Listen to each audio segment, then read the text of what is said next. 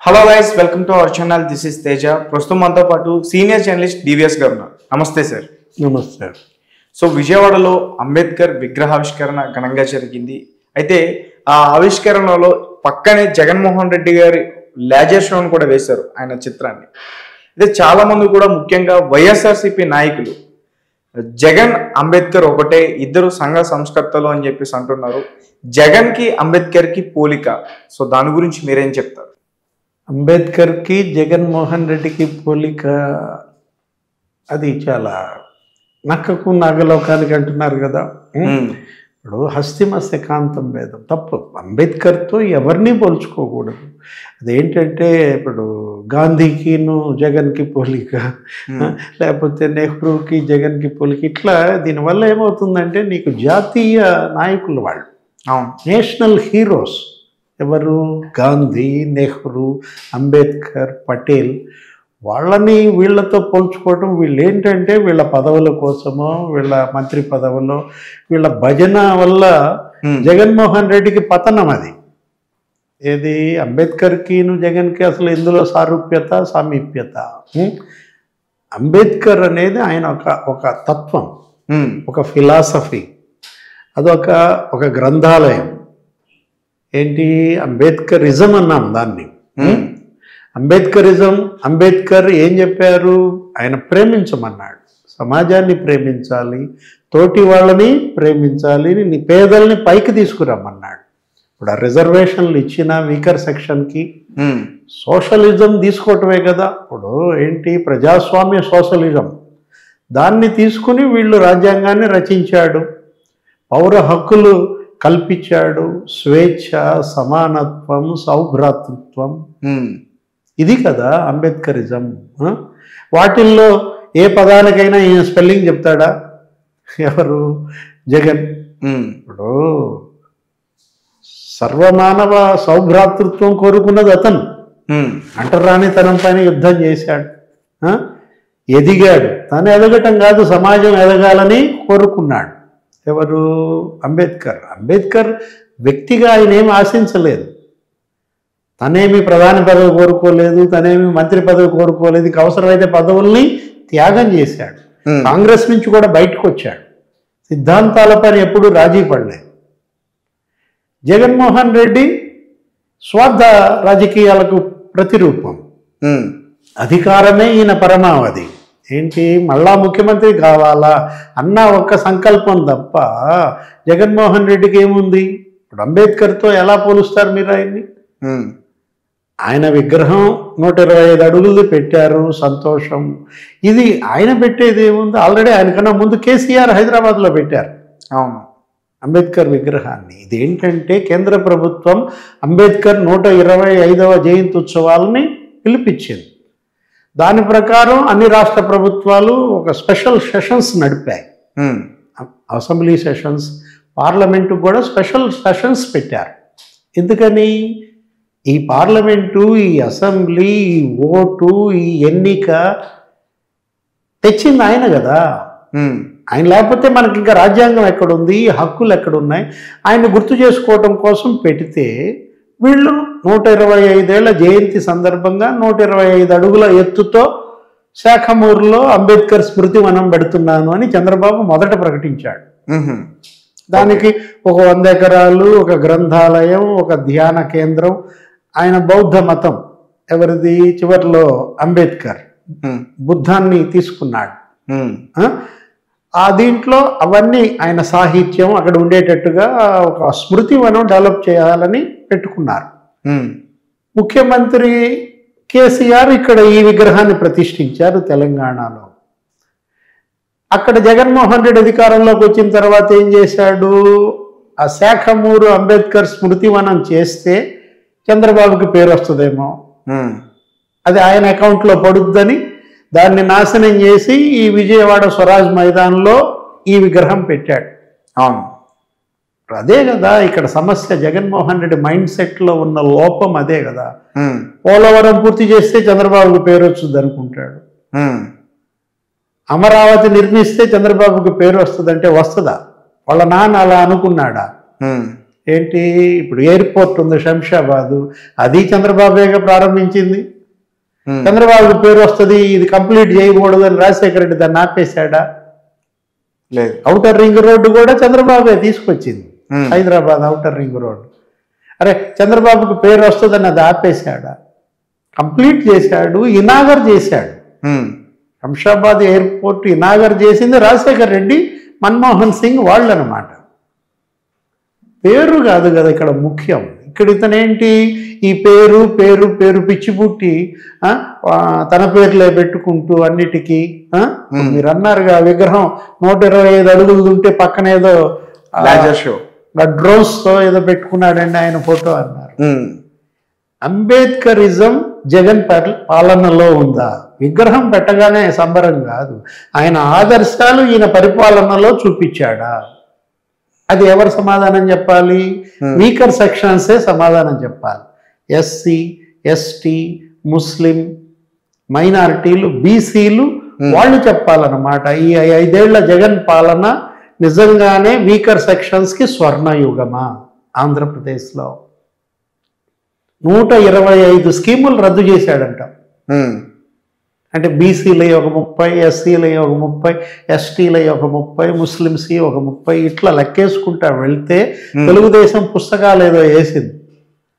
అన్నా క్యాంటీన్లు మూసేయటం, ఆదరణ పథకం తీసేయటం, ఇవన్నీ ఉన్నాయి కదా. సంక్రాంతి కానుకలు, రంజాన్ తోఫా, క్రిస్మస్ గిఫ్ట్, ఇట్లా 125 స్కీములు రద్దు చేస్తే ఇప్పుడు 125 అడుగుల ఎత్తైన అంబేద్కర్ విగ్రహం పెట్టాడు కదా, అడుక్కో స్కీము ఈయన రద్దు చేసింది రాస్తాడా? దాని మీద రాయరుగా. పెట్టండి, రాయండి. ఏంటి 125 స్కీములు నేను రద్దు చేశాను, ఆ పాప పరిహారార్థం 125 అడుగుల నీ విగ్రహం పెడుతున్నా అని చెప్పి అడుక్కో ఆ రద్దు చేసిన స్కీమ్ పేరు రాయమనండి. ఇప్పుడు 125 మందిని చంపేశారంట. అంటే అడుక్కొకళ్ళని చంపినందుకు 125 అడుగులు పెట్టావా అని అంబేద్కరే ప్రశ్నిస్తున్నాడు జగన్మోహన్ రెడ్డిని. ఎలా చూడాలా? నిజంగా ఎస్సీ, ఎస్టీ, బీసీ, ముస్లిం మైనారిటీలు గనక జగన్ పాలనను ఆశీర్వదిస్తే అంతకన్నా ఇంకా ఆనందం ఇంకోటి లేదు. ఈ విగ్రహం పెట్టినా ఒకటే, పెట్టకపోయినా ఒకటే. అంటే నువ్వు చేసిన పాపాలన్నీ ఈ విగ్రహ ప్రతిష్టతో కొట్టుకుపోతాయా? పెట్టండి. ఇప్పుడు ఈయన పెట్టినటువంటి ఆ అంబేద్కర్ విగ్రహం చుట్టూ డాక్టర్ సుధాకర్ ఫోటో ఒక చోట, లేకపోతే డాక్టర్ అచ్చెన్న ఫోటో ఒక చోట. ఓకే, మాస్క్ అడిగినందుకు డాక్టర్ సుధాకర్ని ఎలా చేశారో చూసాం. దళిత వైద్యుడు, ప్రభుత్వ వైద్యుడు, ఇప్పుడు కష్టపడి చదివించింది ఆ తల్లి ఆయన్ని. అప్పట్లోనే మరి దళితుల నుంచి డాక్టర్ ఎంబీబీఎస్ అవన్నీ చదివాడంటే అలాంటి బిడ్డని చనిపోయేటట్టుగా ఎందుకు చేశారు? ఆ శాపం వీళ్ళకి తగలదా? అంబేద్కర్ అది చెప్పాడా? ఇప్పుడు వీళ్ళందరూ విమర్శిస్తున్నారు, తెలుగుదేశం, జనసేన, బీజేపీ, కమ్యూనిస్టులు. రక్తపు చేతులతో అంబేద్కర్ విగ్రహావిష్కరణ ఏంటనో ఎవరు అన్నారు, నిన్న మొన్న చూసాను అన్నారు. ఇలా శిరోముండనాలు, సజీవ దహనాలు, శిరోముండనాలు వరప్రసాద ఎవరో శ్రీకాంత్ అంట, వాళ్ళు ఏదో ఇసుక ఎక్స్పోర్ట్ అదే స్మగ్లింగ్ చేస్తుంటే ఆ ట్రాక్టర్కి అడ్డం కూర్చున్నారో ఏదో. మరి అక్కడ ఉన్నటువంటి ఇసుకాసురుడు వైసీపీ ఆయన అనుకుంటా, వాళ్ళని పోలీస్ స్టేషన్లో పెట్టేసేసి వాళ్ళకి ఏదో శిరోముండనం చేశారు. ఇదా అంబేద్కర్ కోరుకునేది? అది దగ్గర దగ్గర రాష్ట్రపతి దాకా వెళ్ళింది. అవును, రాష్ట్రపతి కోవింద్ దాని మీద లెటర్ రాశాడు, ఎంక్వైరీ చేయండి అని. దళిత యువకులు 2 శిరోముండనం ఈ పాలనలో జరిగితే అంబేద్కర్ ఆత్మ క్షోభించదు? రేపల్లలో ఎవరో బీసీ కుర్రాడంట, అమర్నాథ్ గౌడ్, సజీవ దహనం చేశారు. వాళ్ళ అక్కని ఏడిపిస్తున్నారు, టీజింగ్ చేస్తున్నారు. మా అక్క జోలికి రాబాకండి అని ఆ 10వ తరగతి చదువుకున్న పిల్లాడు గొడవ చేస్తే ఆ కుర్రాడి మీద మరి పెట్రోల్ బస్ తగలబెట్టారు. ఇదా అంబేద్కర్ కోరుకున్నది? అంబేద్కర్ విగ్రహం ఆవిష్కరించడం సంతోషం, అది కాదు మనం అంటోంది. అంబేద్కరిజం ఈ పాలనలో ఎంతవరకు ఉంది? ఇంత హింస, విధ్వంసాలు, ఎస్సీ ఎస్టీ బీసీ ముస్లింల మీద చేస్తూ అబ్దుల్ సలాం ఎక్కడో నంద్యాలలో రైలు పట్టాల మీద సామూహిక ఆత్మహత్యలు. ఎందుకు? ఇప్పుడు ఏదో దొంగతనం నేరం మోపి అతను చెయ్యని దాన్ని ఆ పోలీసులు హెరాస్ చేసి తట్టుకోలేక వాళ్ళు మొత్తం పిల్లలతో సహా భార్య పిల్లల్ని రైలు పట్టాలకి కట్టేసి అతను ఆత్మహత్య చేసుకున్నాడంటే సామూహిక ఆత్మహత్యల పేదోడు చేసుకోవటం అంబేద్కర్ కోరుకున్నది. ముస్లిం ఆ కుటుంబం ముస్లిమ్స్లో ఇస్లాం ఏం చెప్తుందంటే ఆత్మహత్య మహాపాపం అని చెప్తుంది. అలాంటి ముస్లిం ఆత్మహత్య చేసుకున్నాడంటే ఎంత ఆ కుటుంబం క్షోభపడింది. ఇప్పుడు ఇద్దరు ఎస్టీలు గిరిజన మహిళలు వాళ్ళ భూమి ఏదో అసైన్డ్ ల్యాండ్ ఉంటే అది తీసుకోవడానికి వీలు లేదు, అది మాది, మేము ఈ 2 ఎకరాలు మేము దున్నుకుంటున్నాం, మా తాతల నుంచి వచ్చింది అని చెప్పి అడ్డం పడితే ఆ ఇద్దరు గిరిజన మహిళల్ని ట్రాక్టర్తో తొక్కించి చంపారండి. మంత్రుబాయిని ట్రాక్టర్తో తొక్కించి చంపారు. అక్కడెక్కడ కర్నూలులో హనుమాయమ్మని ట్రాక్టర్తో తొక్కించి చంపారు. ఇదా నీకు అసైన్డ్ ల్యాండ్స్ ఎందుకు ఇచ్చారు? అసైన్డ్ ల్యాండ్స్ ఇచ్చింది వాళ్ళ యొక్క బాగు కోసం. పేదలు ఆ ఎకరమో అరెకరమో దానిలో ఏదో ఉపాధి పొందుతారు, ఒక బస్తా పండించుకుంటారు. అసైన్డ్ ల్యాండ్స్ 1000 ఎకరాలు లాక్కున్నారు. మా భూముల జోలికి వెళ్ళొద్దు అని చెప్పి ఎస్సీ ఎస్టీ మహిళలు పురుగు మందు డబ్బాలు తీసుకుని తిరుగుతున్నారు పొలాల్లో. అంటే ఈ భూమి కనుక నువ్వు లాక్కుంటే ఇది తాగి చచ్చిపోతా. ఎంత ఇన్హ్యూమన్ అంటే తన భూమి కాపాడుకోవటం కోసం గిరిజన మహిళ రైతు పురుగు మందు తాగాల. ఎస్సీ దళిత మహిళ రైతులు కూలీలు పురుగు మందు దాగి భూమి కాపాడుకునే దుస్థితి తెచ్చిన జగన్మోహన్ రెడ్డి పాలన అభినవ అంబేద్కర్. ఇవాళ చర్చ ఏది డిబేట్ దాని మీద జరుగుతుంది ప్రజల్లో. కానీ బాధితులు కదా వీళ్ళందరూ కూడా, వాళ్ళు ప్రశ్నించే విధానం ఇలాగే ఉంటుంది. కేవలం ఏదో బటన్ నొక్కి ఏదో వెల్ఫేర్ స్కీమ్స్లో డబ్బులు వేస్తున్నాను, 2,47,000 కోట్లు నేను వేసాను మీ ఖాతాల్లో అంటే మరి మీకు ఓట్లు పడిపోతాయా? సంక్షేమం ఒక్కటే కాదు, అభివృద్ధి కూడా కావాలి. ఇప్పుడు అమరావతిని చంపేశారు. అమరావతిలో మరి ఎస్సీలు లేరా? 7 ఎస్సీ నియోజకవర్గాల మధ్య అమరావతి. అమరావతి అభివృద్ధి చెందితే, చంద్రబాబు చేసిన అభివృద్ధిని కంటిన్యూ చేస్తే అది 7 ఎస్సీ నియోజకవర్గాలకు అది రెవెన్యూగా ఉండేది.